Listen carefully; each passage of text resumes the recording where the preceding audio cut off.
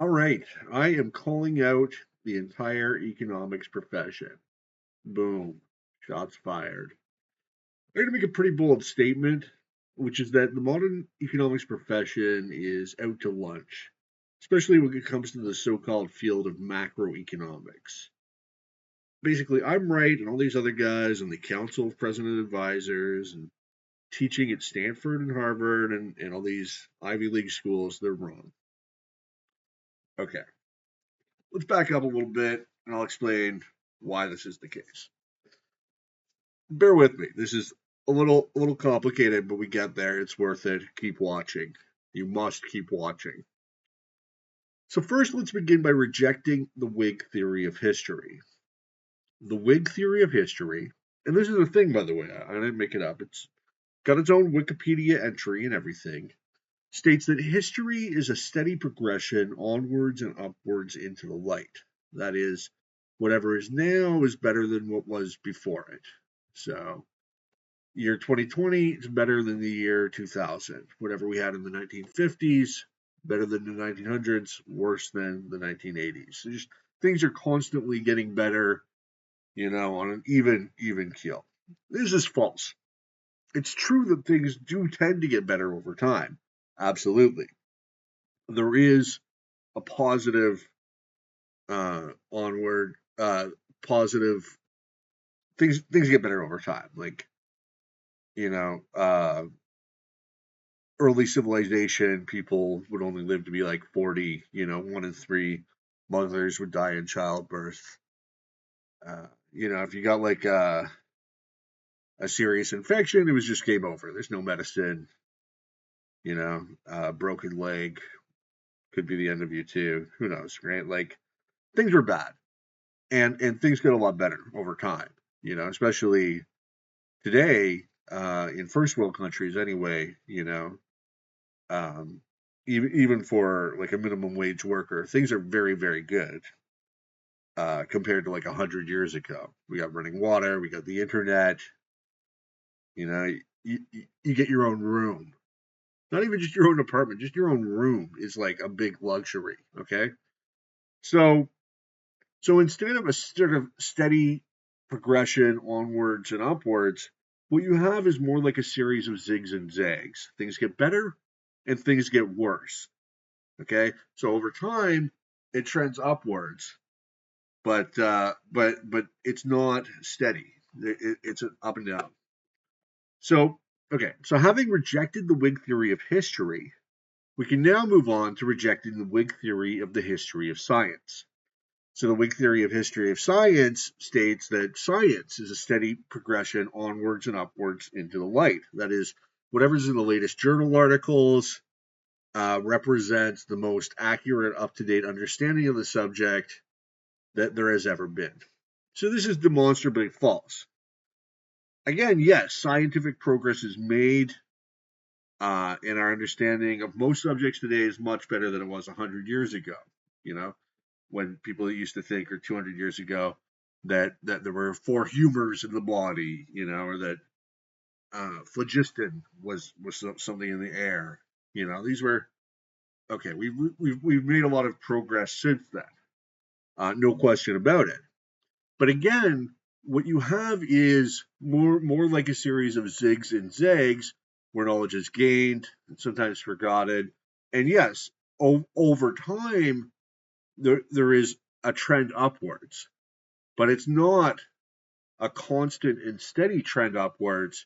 Again, you have this zigging and zagging, because what happens is scientists, they never really examine their basic axioms, their fundamental conceptions of how the world works. Okay, they're just sort of plodding along within the system, within the paradigm, as Thomas Kuhn called it in the structure of scientific revolutions. With the tool sets that they have, they're building on things, and what happens is you get these errors that keep cropping up. Okay, uh, and originally, or at the start, they're sort of minor. They can be swept under the rug, explained away, ignored, whatever.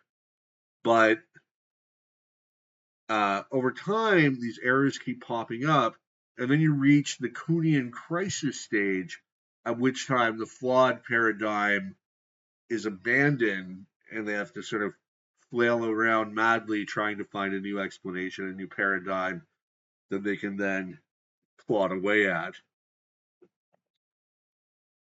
So this is sort of what happened. So what happened in economics is that around the turn of the 20th century, the very early 1900s, the Austrian School of Economics, led by Ludwig von Mises and his student Friedrich Hayek, was sort of very much in popularity and was sort of leading the way. That was the dominant sort of school of thought. And then you enter John Maynard Keynes. And Keynes, with his work, the general theory of prices, money, and interest, something like that, employment, I don't know the title. But anyway, so that came along and basically replaced the dominant Austrian paradigm, and everybody rushed to this new Keynesian paradigm. And it's not that Keynesian economics refuted Austrian economics, because you can't refute it. It's true, but it just sort of replaced it.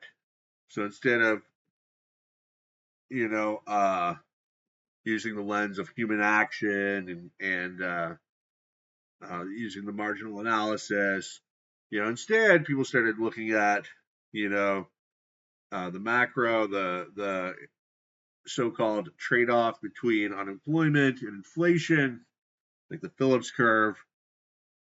And the reason why Keynesian economics was so popular was because it provided quite the toolbox to politicians and to the academics and to the economists who served them. So politicians, they want to spend money. That's their incentive. Because a politician has access to an incredible amount of wealth, the public purse, taxes, but they can't just keep that money themselves, right? People would get rightfully upset if they just said, "Oh, I'll just keep $1 billion myself." I mean, that's what like dictators do, Maduro or Putin or whatever. But so they can't just like keep the money, right? But what they can do is they can spend it. And so if they spend it in such a way that it enriches their cronies, their supporters, then their supporters can use that money and donate it to them, to their political campaigns, and to their political organizations. And sort of one hand scratches the other back, So it's a nice little scam they've got going, basically. But because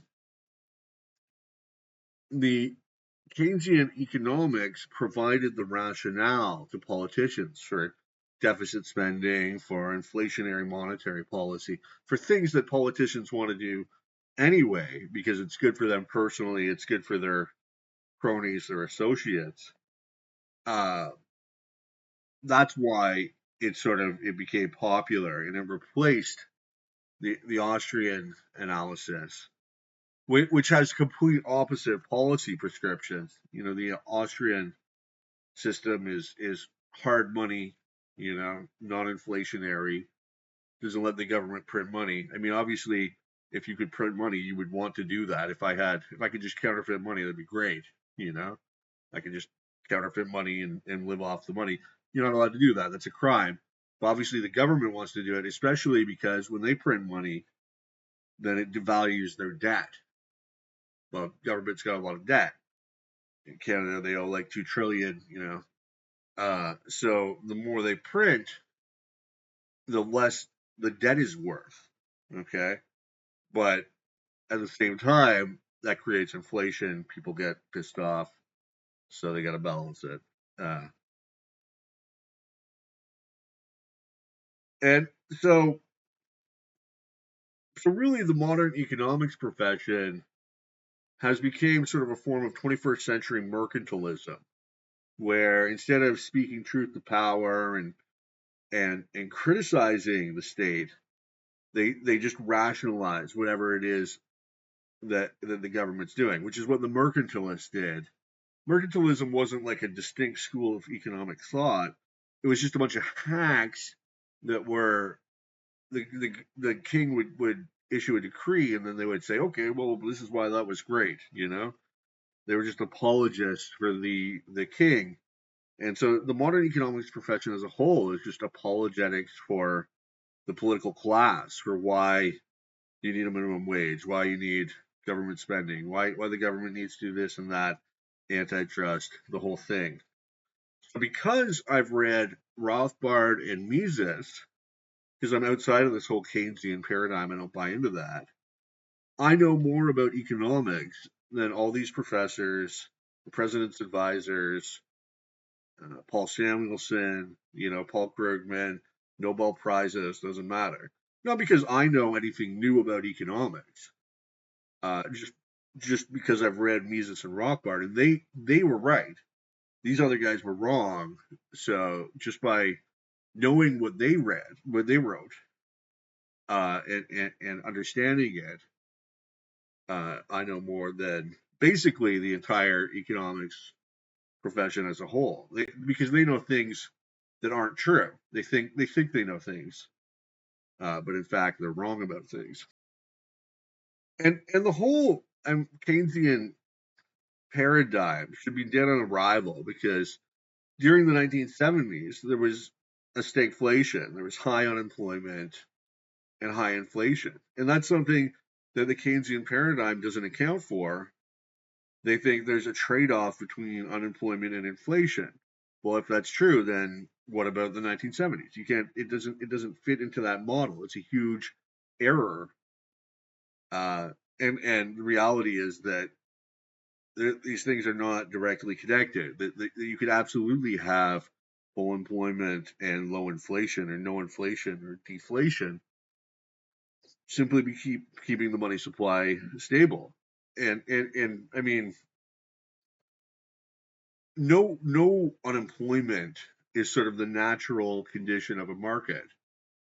Uh, just like you don't have, if you have a free market, if there's no government interference in the market, you're not gonna have any unsold surpluses or any shortages, because what would happen is that prices would drop until you reach the equilibrium point.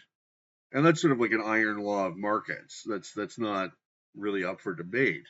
So it's not really any different in unemployment, except to the degree that you don't have a free market. You've got government intervention, you've got the minimum wage, you've got labor regulations, you've also got barriers to entry, which play a part there too.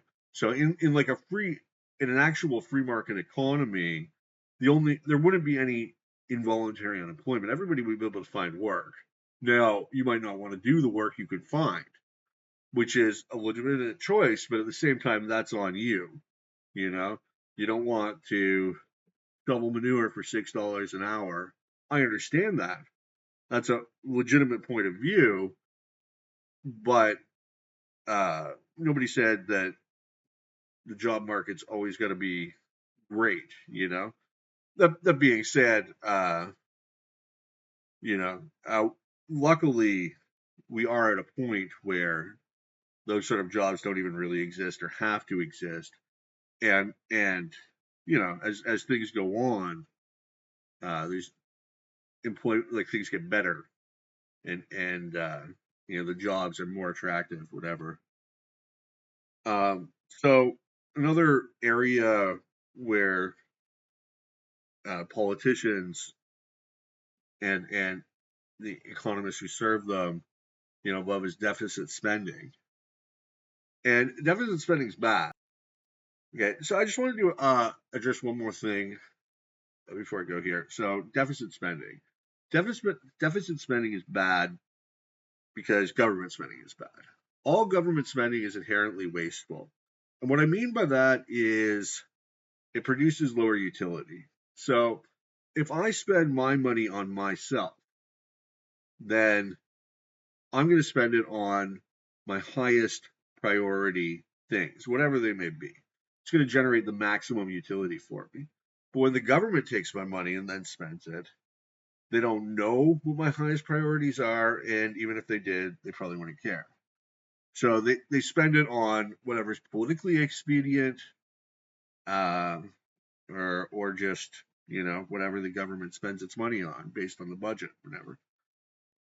So there's a huge loss in utility there, and you can't really say that the government's not spending your money on you, because if that were the case, then they wouldn't tax you.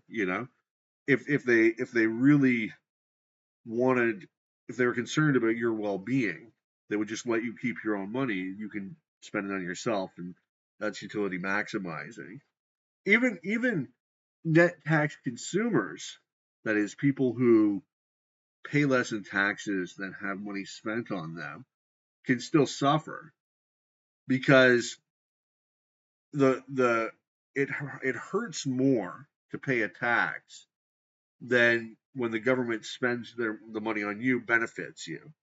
If the government spends money on me, and in doing so they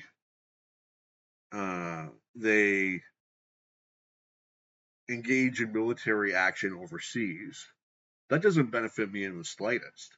I wouldn't pay 1 cent to go put soldiers in Somalia, or to go bomb the Houthis, or to run support for the Americans in Afghanistan or Iraq. I mean, I wouldn't pay 1 cent for that. That doesn't benefit me in the slightest. In fact, that gives me a great sense of disutility, knowing that